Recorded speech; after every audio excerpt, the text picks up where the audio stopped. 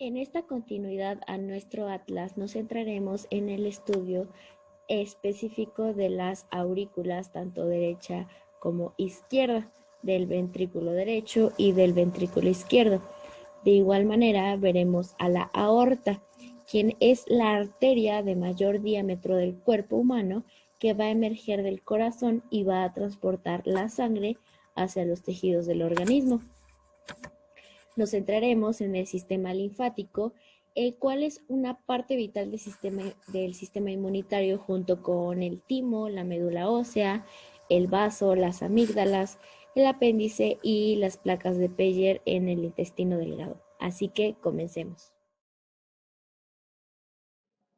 Las aurículas son sacos receptores de sangre que se sitúan detrás de los ventrículos. Son largos y delgados y están revestidos internamente por el endocardio. La aurícula derecha tiene forma de cubo irregular y esta se encarga de recibir la sangre de las venas del cuerpo y también va recogiendo el dióxido de carbono y los productos de desecho del organismo. En esta se halla la válvula tricúspide que mantiene la sangre en esta cavidad hasta que es bombeada al ventrículo derecho. La sangre en la aurícula derecha sigue un flujo laminar y dentro de las orejuelas el flujo se vuelve más turbulento y esta puede generar formación de coágulos o trombos. El orificio de entrada de la cava inferior en su borde anterior se levanta un pliegue que corresponde a tejido endocárdico, que forma un paso sobre el orificio de la cava inferior, llamada válvula de la cava inferior o también válvula de Eustaquio. Esta sirve en algunos mamíferos para evitar el retorno de la sangre, pero en los humanos esta pasa de forma directa por gradiente de presión. Todo lo que proviene de la cava inferior viene del tronco de la región inferior, del abdomen, pelvis y miembros inferiores. Por delante de la cava inferior se abre otro orificio que queda por arriba de la válvula septal tricúspide, que corresponde al orificio de entrada del seno coronario. Esta va a recibir gran parte de la sangre que irriga el corazón y va a desembocar en la aurícula derecha. Este orificio también tiene un repliegue que se denomina válvula del seno coronario o válvula de Tevesio. Y en la cara medial se forma un pliegue membranoso llamada fosa oval y el contorno se le conoce como limbo de la fosa oval o anillo de Busens. Por delante de este anillo se encuentra una región triangular llamada trígono de Koch, el cual está delimitada por una saliente con una base oblicua en sentido hacia anterior y superior. Y lateralmente de la cava superior sale un surco llamada crista terminales. En la región periférica se encuentra un cúmulo de células llamada nodo sinusal o también llamado nódulo de Kate y Flack, que estas van a formar parte de las células de conducción. La aurícula izquierda se encarga de recibir el fluido sanguíneo de los pulmones. Esta no va a tener tantos accidentes ya que es más lisa. Sus orificios de entrada van a estar ubicados en la región posterior, dos del lado izquierdo, dos del lado derecho, dos superiores y dos inferiores. Cada pulmón emite desde el hilio pulmonar dos venas pulmonares derechas e izquierdas, las cuales tienen su sitio de entrada en la parte posterior de la aurícula izquierda. El aparato valvular de la válvula mitral o bicúspide, la cual tiene una válvula medial que se encuentra en relación con el septum y la posterior está relacionada con la cara libre o lateral, esta delimita la aurícula izquierda con el ventrículo izquierdo. Por debajo del lado del ventrículo izquierdo tenemos una disposición con el número de caras y el número de valvas que tiene la válvula mitral. Estas dos caras es la septal y la libre. La septal corresponde a la pared interventricular izquierda y la libre queda viendo hacia el pulmón del lado izquierdo. También vamos a encontrar a los músculos papilares anteriores que parten de la pared septal. Tenemos también a los posteriores que parten de la región posterior de la cara libre hacia sus respectivas valvas. Y también vamos a encontrar músculos papilares de segundo y tercer orden. Las de segundo orden son las trabéculas y las de tercer orden son las rugosidades sobre el contorno de la pared interior de los ventrículos. Para empezar a hablar de los ventrículos, estos van a tener unas características comunes. Número 1, que tienen aurículas a través de los orificios auriculoventricular que comunican las aurículas con los ventrículos. Van a tener arterias a través de los orificios arteriales, también vamos a contar con trabéculas carnosas que estos pueden estar en columnas que van a ser en sentido longitudinal, puentes que comunican paredes del ventrículo con otras paredes, y también van a contar con músculos papilares a través de las cuerdas tendinosas que van a formar parte del aparato valvular. Como ya lo mencionamos, también van a contar con aparato valvular dividido en dos, que va a ser en primera las válvulas auriculoventriculares, que vamos a tener un trígono fibroso, tanto derecho como izquierdo, vamos a tener un anillo fibroso, vamos a tener valvas que se van a agarrar del anillo fibroso en conjunto para formar a las válvulas, 2 del lado izquierdo y 3 del lado derecho. Van a tener dos caras, la cara auricular y la cara ventricular, que la cara auricular va a ver desde superior y la ventricular desde inferior. Las valvas van a tener un borde que va a ser un borde adherente que se adhiera al anillo fibroso. Van a contar también con un borde libre que se inserta en las cuerdas tendinosas, y las cuerdas tendinosas se van a adherir a los músculos papilares. Y las segundas válvulas son las válvulas sigmoideas, que van a ser arteria aórtica y la pulmonar. En la parte anterior vamos a tener a la válvula pulmonar y en la parte posterior vamos a tener a la válvula aórtica, que van a carecer de cuerdas tendinosas, carecen de músculos papilares, y en su borde libre o lúnula tienen un punto que se llama nódulo, y también van a contar con senos de Valsalva. El ventrículo derecho forma la mayor parte de la cara anterior del corazón y parte de la superficie diafragmática. La sangre que entra en el ventrículo derecho desde la aurícula derecha se desplaza por tanto en sentido horizontal y hacia adelante. El tracto de salida del ventrículo derecho que se dirige al tronco pulmonar se denomina cono arterioso, o también conocido como infundíbulo. En esta área podemos tener paredes lisas y deriva del bulbo cardíaco embrionario. Las paredes de la porción de entrada del ventrículo derecho presentan numerosas estructuras irregulares que se denominan trabéculas cavernosas, que suelen tener concavidades. La mayoría de estas se unen a las paredes del ventrículo a lo largo de toda su longitud formando crestas, o se unen solo por sus extremos formando puentes. Unas pocas trabéculas carnosas, que son los músculos papilares, tienen solo uno de sus extremos unidos a la superficie del ventrículo, mientras que el otro extremo sirve de punto de inserción de un cordón fibroso parecido a un tendón, que son las cuerdas tendinosas, que van a ser estas, que van a unir a los músculos con las valvas de la válvula tricúspide. Tanto la valva anterior, septal y posterior van a formar a la valva tricúspide. Existen 3 músculos papilares en el ventrículo derecho que se denominan según su punto de origen en la superficie ventricular, y son el músculo papilar anterior, posterior y septal. El anterior es el mayor y más constante de los músculos papilares y nace en la pared anterior del ventrículo. El posterior está formado por 1, 2 o 3 estructuras y algunas cuerdas tendinosas que nacen directamente de la pared del ventrículo, y el papilar septal es el más inconstante de los músculos papilares, siendo pequeño o estando ausente, y sus cuerdas tendinosas nacen directamente de la pared septal.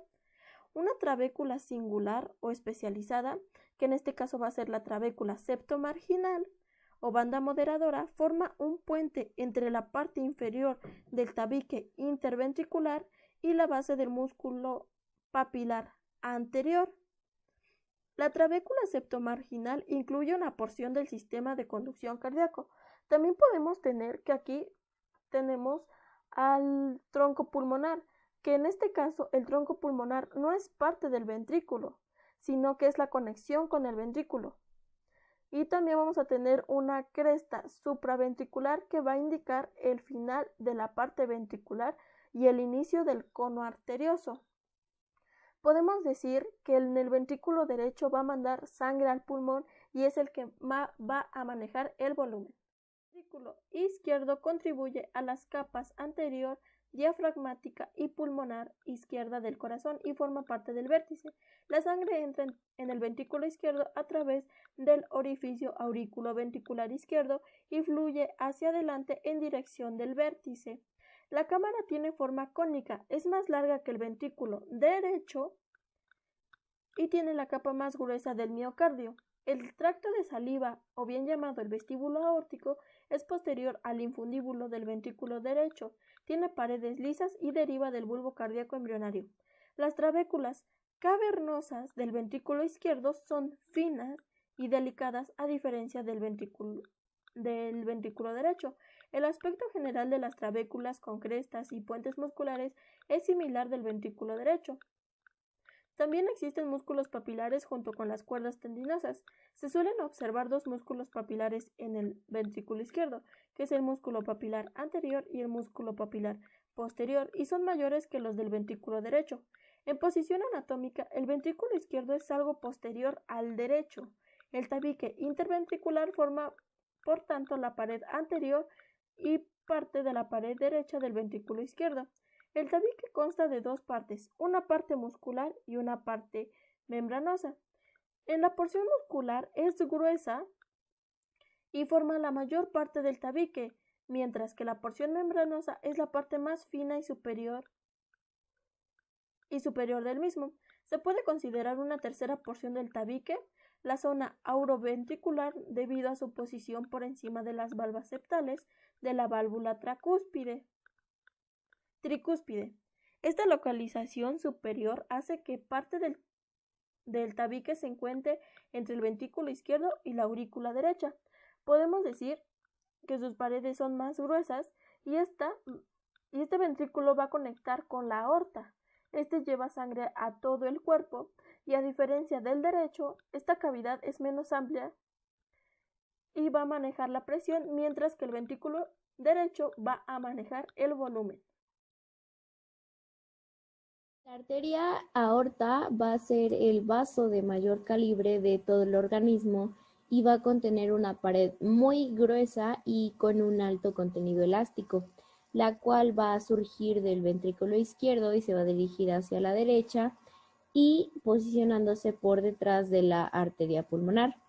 Su trayecto va a estar constituido por varias porciones. Por una aorta ascendente, la cual va a surgir del ventrículo izquierdo y se va a dirigir hacia arriba, continuándose en espiral alrededor de la arteria pulmonar. En su mayor parte, esta va a estar recubierta por el pericardio.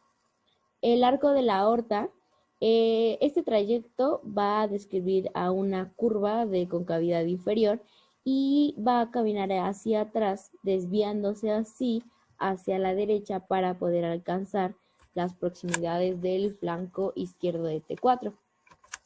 La aorta descendente, en esta porción, va a caminar hacia abajo y por delante de la columna vertebral para poder llegar más o menos a la altura del L4. Esta porción va a atravesar el diafragma por un orificio aórtico y en este punto las dos porciones de la aorta descendente se va a dividir en una aorta torácica y en una aorta abdominal.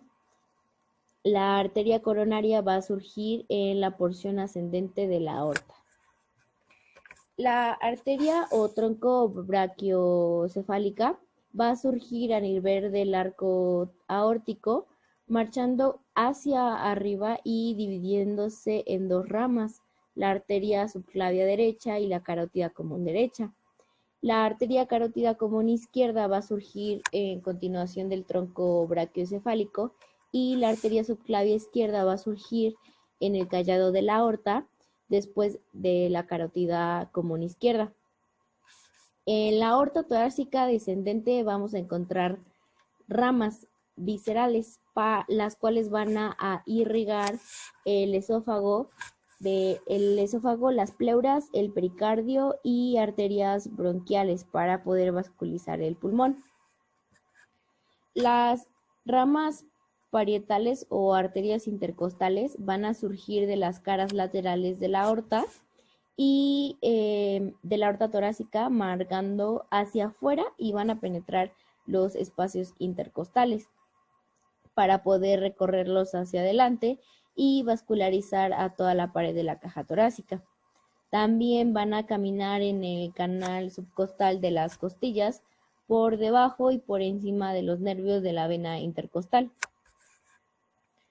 De la aorta abdominal van a surgir ramos parietales o arterias lumbares, que van a ser 5 pares de arterias, los cuales van a surgir de las caras laterales de la aorta abdominal y se van a comportar igual que las intercostales.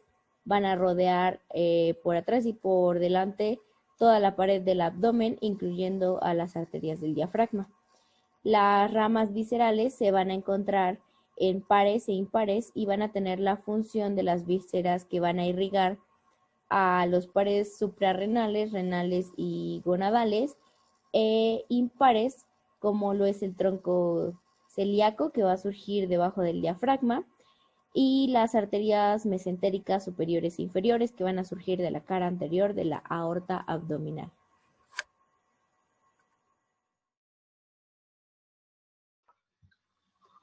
Ahora vamos a explicar la constitución del sistema de válvulas que comunican los ventrículos con las aurículas. Para ello necesitamos saber qué son las válvulas. Estas son puertas que existen entre las diferentes cámaras del corazón y que van a obligar a la sangre a seguir una dirección para que no retroceda una vez que entra el flujo sanguíneo. Dentro de las válvulas cardíacas más importantes tenemos a la válvula pulmonar, la válvula tricúspide, la válvula arterial aórtica y la válvula bicúspide, también conocida como válvula mitral. En esta imagen estamos viendo una vista superior del corazón, es decir, desde la base hacia abajo.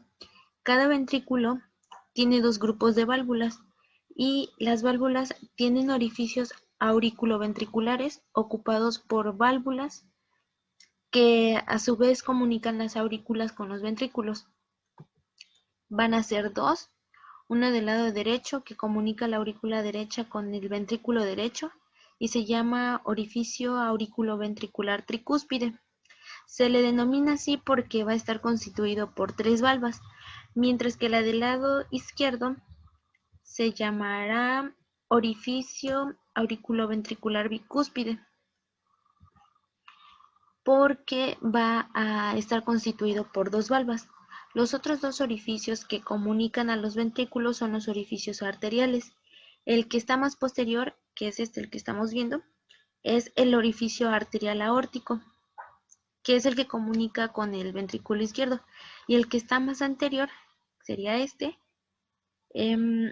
el orificio arterial pulmonar, que va a comunicar la arteria pulmonar con el ventrículo derecho. Los músculos papilares son trabéculas carnosas que estos a través de las cuerdas tendinosas también van a formar parte del aparato valvular auriculoventricular.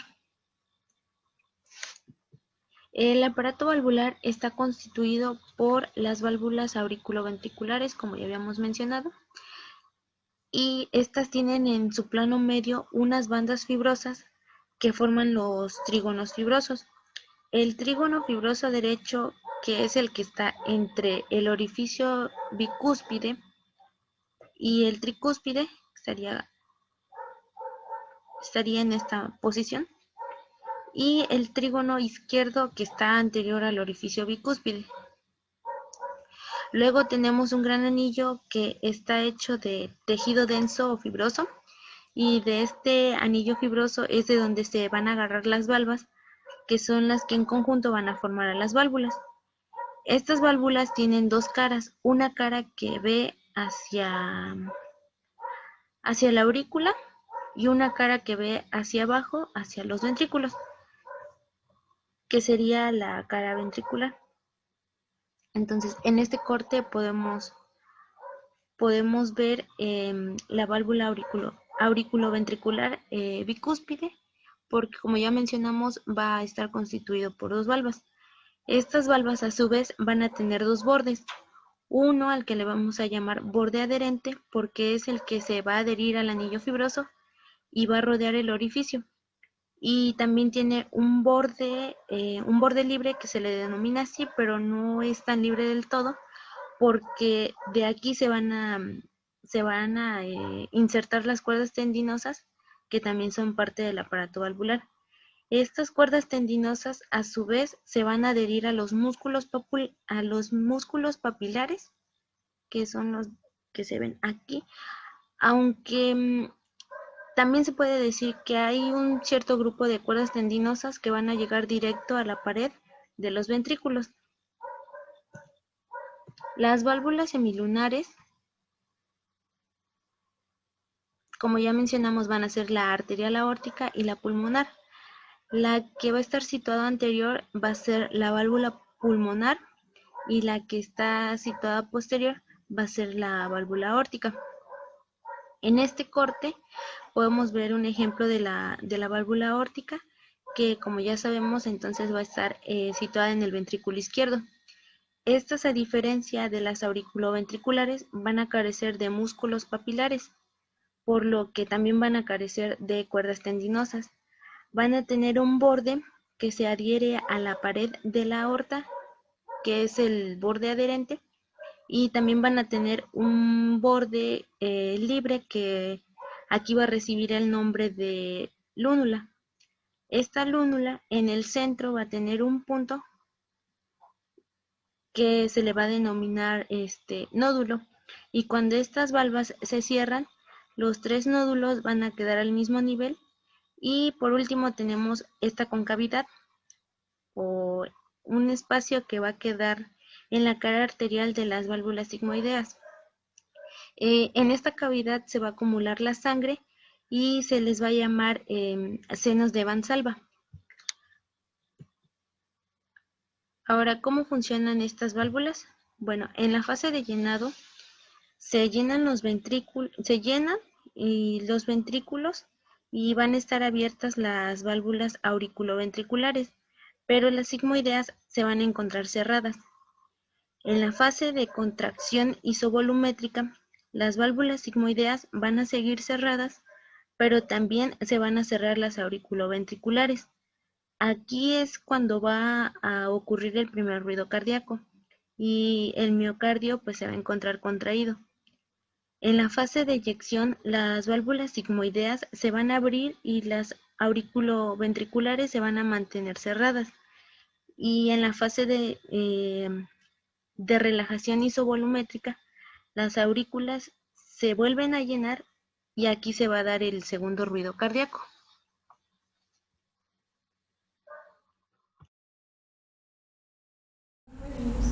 Después del nacimiento, el corazón bombea sangre dentro de 2 circuitos cerrados, la circulación sistémica, o también conocida como circulación mayor, y la circulación pulmonar, también conocida como menor. Estos 2 circuitos pues van a estar dispuestos en serie, la salida de uno puede ser la entrada del otro. El circuito pulmonar, que es el que vamos a ver en azul, pues va a recibir la sangre desoxigenada, que es de un rojo oscuro, que retorna de la circulación sistémica, y bueno, esta sangre va a entrar por lo que es la vena cava superior y la vena cava inferior. De ahí va a pasar a la aurícula derecha, donde se va a mantener y se va a abrir la válvula tricúspide, dando acceso a lo que es el ventrículo derecho. Va a pasar del ventrículo derecho por la válvula pulmonar, saliendo a la arteria pulmonar, y de ahí la sangre básicamente pues se va a ir hacia los pulmones, donde va a ser enriquecida en oxígeno. Por otro lado, la circulación sistémica, que es la que vamos a ver en rojo, pues va a recibir la sangre de los pulmones, que esta ya va a ser rica en oxígeno, va a ser un color más rojo y brillante, y pues va a llegar por la vena pulmonar hacia la aurícula izquierda. De ahí lo pasará a lo que es a la válvula mitral, llegando al ventrículo izquierdo, y del ventrículo izquierdo, por medio de una contracción, va a llegar a la válvula aórtica. De la aorta ascendente va a pasar a los capilares, donde se va a distribuir a todas las extremidades del cuerpo, ya sea la cabeza, los dedos, y todo eso, lo que está relacionado con los miembros superiores. Los nutrientes no se pueden difundir lo suficientemente rápido desde la sangre de las cámaras cardíacas a todas las capas del corazón. Por ello, el miocardio posee su propia red de vasos sanguíneos, que son la circulación coronaria, que es la que vamos a ver a continuación. Las arterias coronarias nacen de la aorta ascendente y rodean al corazón, de ahí su nombre, van a ser como una corona en el corazón.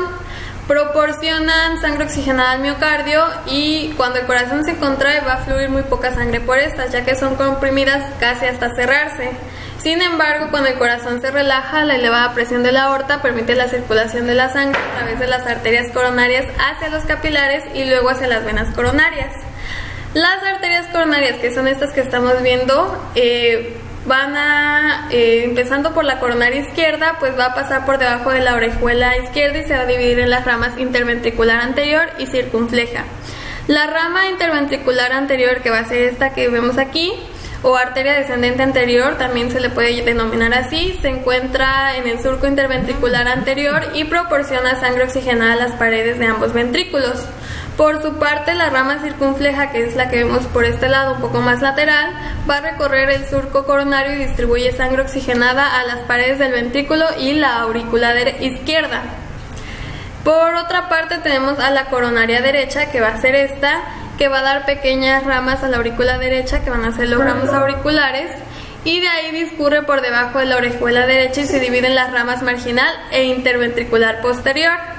La interventricular posterior, que es la que vemos aquí, también llamada descendente posterior, va a discurrir por el surco interventricular posterior y va a proveer de oxígeno a las paredes de ambos ventrículos.